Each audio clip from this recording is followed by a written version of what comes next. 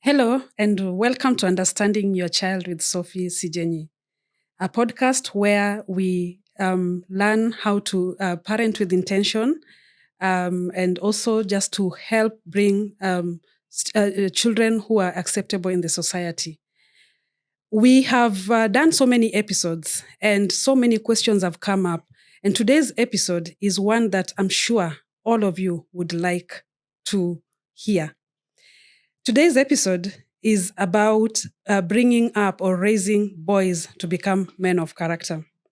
We are living in a time that there's so much confusion about masculinity. What does it really mean to be a man? How do we raise boys who are strong, responsible, and emotionally healthy? To help us unpack this, I am honored to host a very impactful voice in this space. My guest today is here with me. Karibu sana, Simon.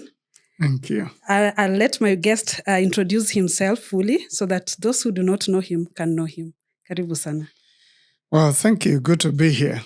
So Simon Mbevi, I'm a boy child and I'm a father of 3. I'm married to Sophia and work with Transform Nations. We've done different programs around this area. Mm-hmm. Intentional moms, mothers of sons, intentional dads. We also have the Man Enough program, mm-hmm. and we have Boys to Men, the mentorship program for boys as well. Mm-hmm. So just things around the family. The men, we focus a lot on the men because we get to leave ourselves out a lot of times. So yeah, so generally that's what I do. A trainer, an advocate for the boy child and also the girl child, because I have 2. Yeah, but glad to be here and good work. Thank you. Yeah. Thank you so much. I was telling you earlier, as I was coming, I spoke to someone and people know you differently. So there's someone who will talk to you. If you say Simon Mbevi, they relate you with prayer. You've done prayer. Ombi also. Yeah. Someone will say, oh, Man Enough, mothers of sons, which is really good. I like that. That's what I'm living up to, so that I'm left also. There's something that I'm living in the society. People will remember me for something. But today I'm so glad that we are here and we are going to tackle this topic that I think disturbs so many people. So what does it really mean to be a man enough in today's world? That's a good one. I mean, the definitions will be as many as there are people, especially as there are women. But I think there's a general way that we can say these are 3 or 4 things that are very crucial for a boy to grow into. Of course, there are stages in the journey of manhood. You begin as a baby boy, then you become a boy and then a man, a father, on and on. But I always say that masculinity sits on a 3-legged stool. Yes. And the 3 legs are honor, which is about character. You want a boy who grows up to be a man of honor, respected because of their choices, because of their character, honesty, and all of that, integrity. So honor. Number 2, duty. Mwanaume ni jukumu. The things that they get to do every day. Because that's how then we come through for others as men. As a husband, as a father, as a boyfriend, as a citizen, those kind of roles, you get to play them. And you need to play them well, carry your weight, pull your weight. And lastly is caring, that you care for others, especially for those who need help, that you are caring enough. So honor, duty, care. We say when we define that, then anybody would want to experience a man like that. A man who is honorable in terms of their character, a man who is responsible in terms of their duties, they come through, and a man who is caring, they get touched within. They're not just tough on the outside. They also have a very compassionate interior that they can reach out and help others. So I would say those are basic building blocks of masculinity. Okay. So there's so much confusion today. How can parents define healthy masculinity for their boys? All right. So I really believe as a Christian that gender is important. We are created male and female. And so there's a way that you can shine in your masculinity or femininity in a way that blesses society. What is toxic is what is harmful to self and to others.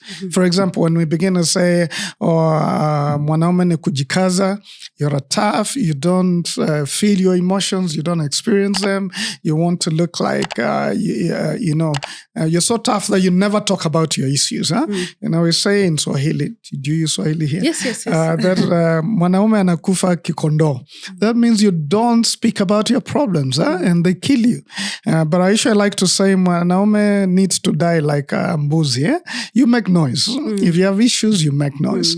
So I think toxic masculinity is when we make you hurt yourself to try and fit into some kind of prescribed toughness of the society. Realize that you can be weak enough to talk about your feelings, if that's weakness at all.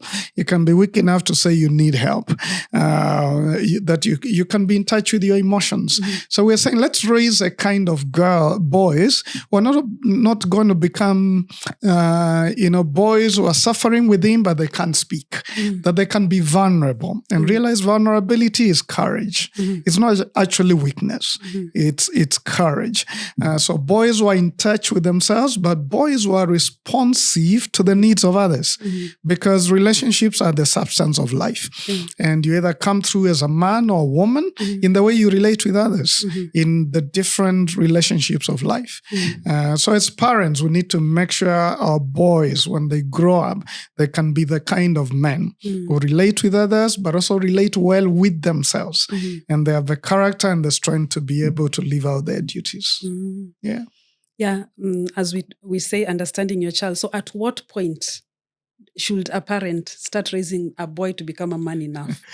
Well, it's entire journey, but as psychologists say, especially between 8-9 years old, when children begin to understand themselves in terms of identity and purpose, between there and 16. If I read a book by a renowned psychologist who said 9 to 16 is very crucial for boys, because that's when you call them out. And not just boys, girls as well.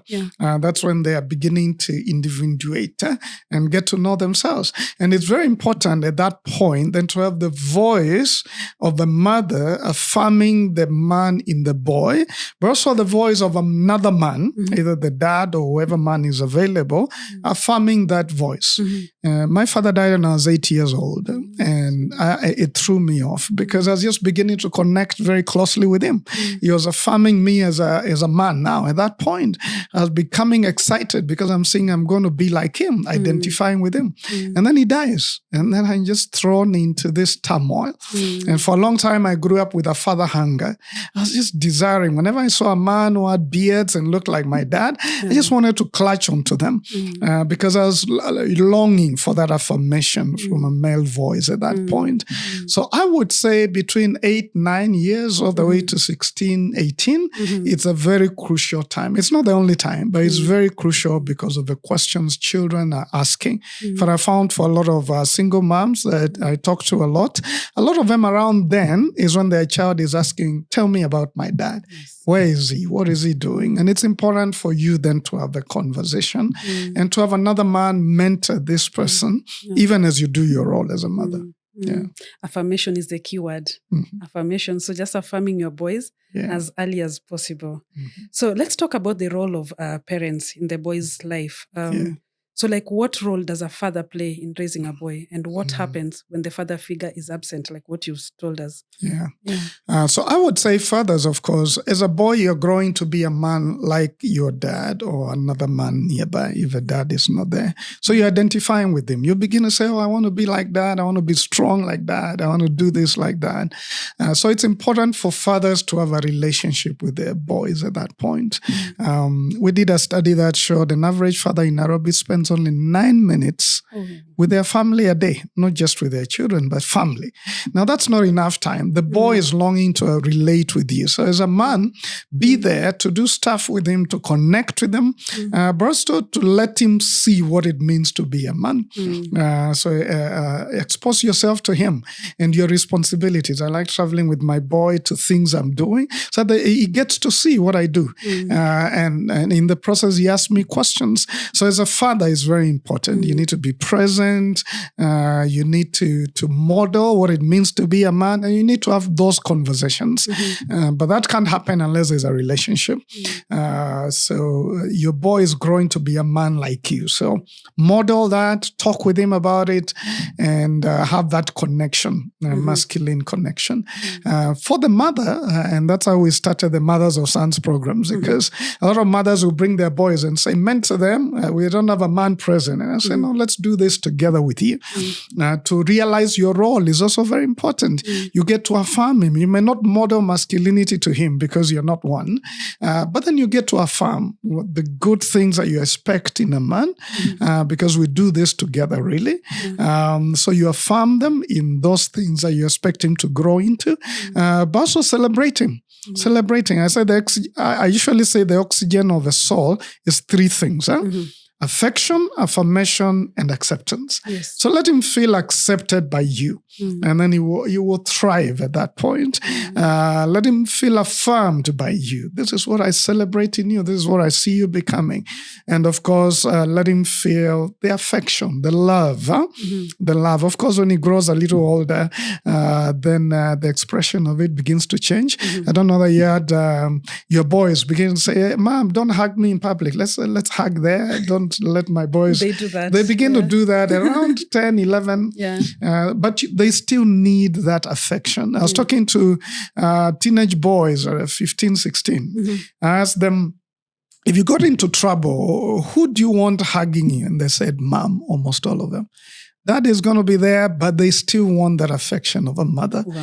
So I would say both of us work together to make sure that one very crucial thing that moms teach their boys that their dads don't do very well, or sometimes they're not even as equipped to do it well, is to help them know how to handle their emotions, emotional intelligence. I think it's what youth psychologists call containment, how to contain their own emotions. Mom does that very well, how to relate well with others and say, I'm sorry, or I did that wrong, that kind of a thing. So moms do that very well, to bring out that emotional side of a boy and prepare them to deal with their emotions in the future. Nice. Thank you so much. So we'll take a short break. This is Understanding Your Child with Sophie Sijenyi. We'll take a short break, and when we come back, we are going to discuss emotional health, discipline and character, responsibility and purpose, and how single mothers also can bring up men enough. Understanding Your Child with Sophie Sijenyi. Thank you.